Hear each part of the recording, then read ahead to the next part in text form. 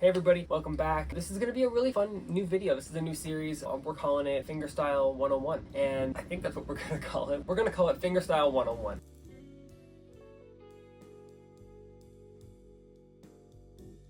This series now is kind of all about just what fingerstyle guitar is, because I've done a lot of study and all these kind of things, and for me, I always associated fingerstyle with a certain type of music, right, or a certain type of playing and stuff like that, and the truth is there's just so many types of fingerstyle playing in the world, and I just felt like I needed to talk about it and share my views on it with you guys. So that's what we're doing here today. This first little intro is just an introduction to like what it is, where it kind of comes from, and the truth is that it actually stems so far back in human history, way before the guitar even was around, into where the lute was happening in Europe in the Renaissance, even probably further back in places like Central Asia. But really, we're going to go back in the guitar's context because that is my main instrument, and that's the one that we're going to kind of focus on today.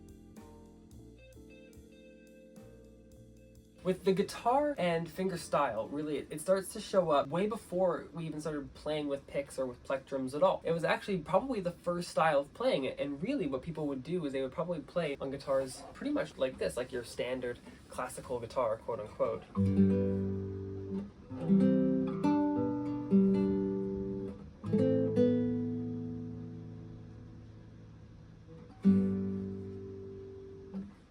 And that was kind of the way they would pluck. They would end up plucking with mainly their four fingers. So they're doing what's called a four-finger approach. They're usually excluding the pinky finger, and that's usually just to kind of mimic the idea of what the traditional part writing was at the time, which was four parts. Whether it's SATB for choir, or whether it's string quartet, two violins, one viola, and one cello. We try to mimic that on the guitar, which is kind of awesome. So this is kind of one of the first styles that ended up happening in Europe, at least. And of course, it's going to expand and explore in different areas of the world and all these types of things, but for today we're talking about specifically the guitar, where it comes from and all that kind of stuff. So the guitar that we know today is a Spanish-based instrument, and the cool thing is that fingerstyle kind of shows up in a lot of ways. It shows up in different types of music like bossa nova.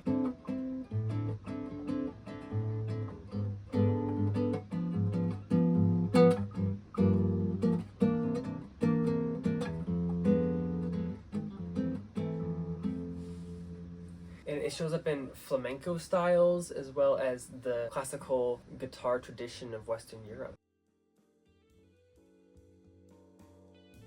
Then what kind of happens is it kind of goes beyond and goes out to other places. And so what's really fun about fingerstyle is it kind of evolves in this way. And so the really, really neat part is when it kind of arrives into America and we get these American guitar traditions that show up. So we kind of take it in the electric guitar route as well as the acoustic guitar route. And I'm really excited about that because these are kind of styles that end up crossing between the different types of guitars. The European classical tradition that is from Spain and everything kind of lives in its own world. We don't always associate all of those particular techniques and traditions and stuff in steel string playing as well as other types of string instruments. So it is interesting that way. For me, there's a few different paths. We can do something called Travis picking, which is done by Merle Travis.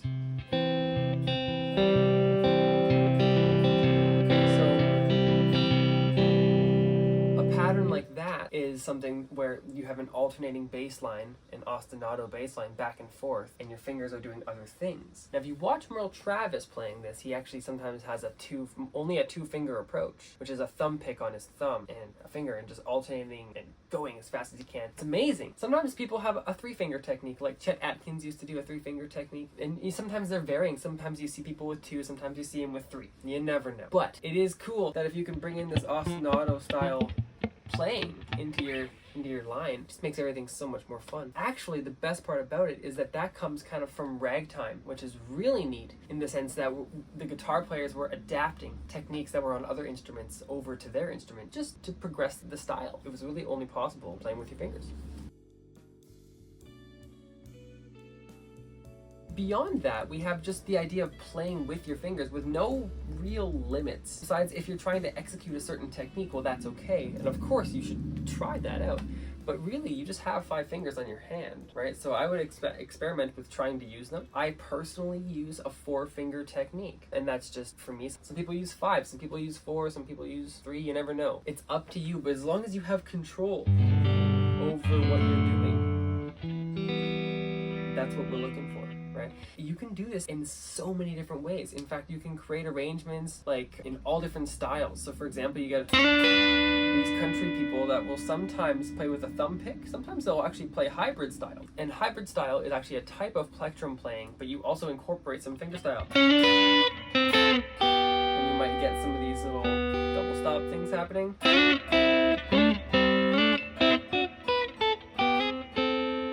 I think that the best part about some of these things is that there's so many different combinations, and you can just do whatever works for you. In fact, there's a lot of different styles that we're going to get into and we're going to talk about in this series that have to do with very specific combinations of finger styles and finger patterns, things that come from other instruments, but we have to get to that later. Another way that we can kind of get into playing fingerstyle is to think about it in what I would consider like an improvising context. Some people would talk about this in like a jazz context. It just depends on how you think about this, but I have to grab a different guitar for it. There we go. Much better. In this idea that we can actually just play 4-note voicings, just like a piano would kind of voice drop 2 chords and stuff in this jazz piano context. The guitar players have a similar path to it. Right? And if we can grab these little voicings,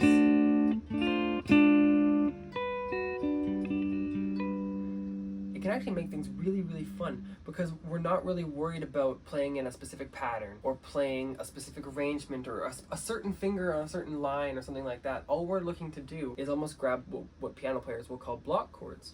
And this is a really great way to learn how to play.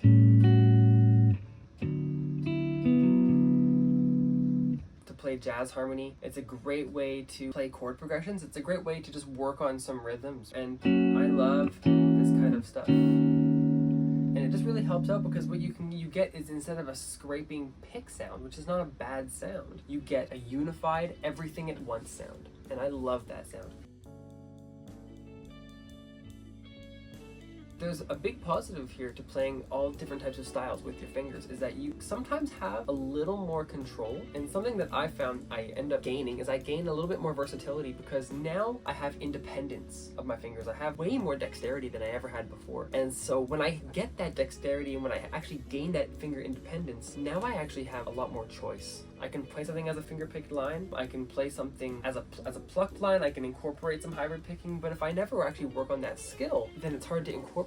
That's what I found, and I think this has been a really, really great introduction to what fingerstyle is, what you can do with it, and in the next few videos we're going to get into basically different ways to actually play different patterns, right? So I'll show you some 2-finger patterns, some 3-finger patterns, different types of chord progressions. We'll do some stuff in different music traditions all around the globe, and we'll have a lot of fun with this. Thanks for watching. I really appreciate you coming and checking out this series and watching all my videos. The one thing I have to mention is that I'm super, super proud of you for coming and wanting to explore music a little bit. Playing this stuff and learning about this stuff is not easy, and it takes a little bit of time. If you're passionate about music, I think it's really exciting. So keep working on it, keep learning. Don't ever stop, and don't feel like where you are in your journey is a bad thing. Everybody's at a different spot, and you will get to where you want to go eventually. Take care. Have a great rest of your day.